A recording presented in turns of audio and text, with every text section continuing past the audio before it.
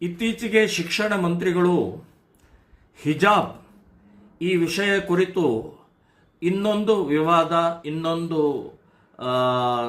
ಜಗಳ, ಗಲಭೆ, ತಾರತಮ್ಯ, ಸಂವಿಧಾನ ವಿರೋಧಿ ನೀತಿಯನ್ನು ಅನುಸರಿಸಿ ಎಲ್ಲ ಶಾಲಾ ಕಾಲೇಜುಗಳಿಗೆ ಹಿಜಾಬ್ ಹಾಕೋಬಹುದು ಅಂತನ್ನುವಂಥದ್ದು ಹೇಳಿಕೆ ಅತ್ಯಂತ ಖಂಡನೀಯವಾದ್ದು.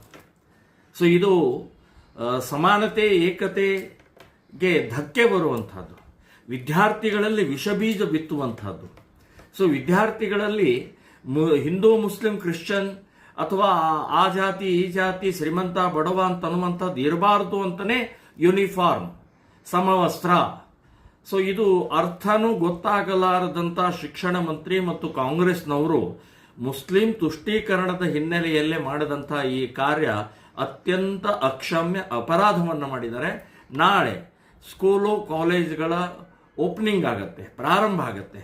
ಸೊ ನಾವು ಹಿಂದೂ ರಾಷ್ಟ್ರ ಸಮನ್ವಯ ವತಿಯಿಂದ ಇಡೀ ರಾಜ್ಯದಲ್ಲಿ ಎಲ್ಲ ಶಾಲಾ ಕಾಲೇಜುಗಳಿಗೆ ಸಾವಿರಾರು ಕೇಸರಿ ಶಾಲ್ಗಳನ್ನು ಹಂಚಿ ಹಿಂದೂ ವಿದ್ಯಾರ್ಥಿನಿಯರು ಕೇಸರಿ ಶಾಲ್ ಹಾಕೊಂಡು ಹೋಗಬೇಕು ಅನ್ನುವಂಥದ್ದು ನಾನು ಎಲ್ಲರಿಗೂ ವಿನಂತಿಯನ್ನು ಮಾಡ್ತಾ ಇದ್ದೇನೆ. ಕಾರಣ ಇಷ್ಟೇ, ಇವತ್ತು ಈ ರೀತಿಯ ಕುಕೃತ್ಯ ಈ ಸರ್ಕಾರಕ್ಕೆ ಗೊತ್ತಾಗಬೇಕು.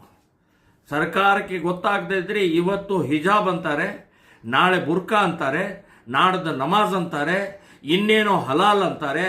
ಹೀಗೆ ಅನೇಕ ಬೇಡಿಕೆಗಳನ್ನು ಈ ಸರ್ಕಾರ ತಮ್ಮ ಓಟಿಗೋಸ್ಕರ, ತಮ್ಮ ಅಧಿಕಾರದ ದಾಹಕ್ಕೋಸ್ಕರ ಇದನ್ನು ಮುಂದುವರಿಸ್ತಾ ಹೋಗ್ತಾ ಇರುವಂಥ ಈ ಕುಕೃತ್ಯಕ್ಕೆ ತಡೆ ಒಡ್ಡಲೇಬೇಕಾಗಿದೆ. ಎಲ್ಲ ವಿದ್ಯಾರ್ಥಿಗಳಿಗೆ ನಾನು ವಿನಂತಿಯನ್ನು ಮಾಡ್ತಾ ಇದ್ದೇನೆ, ಯಾರು ಯಾವುದೇ ಭಯ ಇಲ್ಲದೆ ನಿರ್ಭಯವಾಗಿ ಕೇಸರಿ ಶಾಲನ್ನು ಹಾಕೊಂಡು ಹೋಗಬೇಕು. ನಾವು ಕೂಡ ನಾಳೆ ಇಡೀ ರಾಜ್ಯಾದ್ಯಂತ ಇದನ್ನು ಕಾರ್ಯಕ್ರಮವನ್ನು ವಿತರಣೆಯನ್ನು ಮಾಡುವಂಥ ಪ್ರಕ್ರಿಯೆಯನ್ನು ಮಾಡ್ತಾ ಇದ್ದೀವಿ.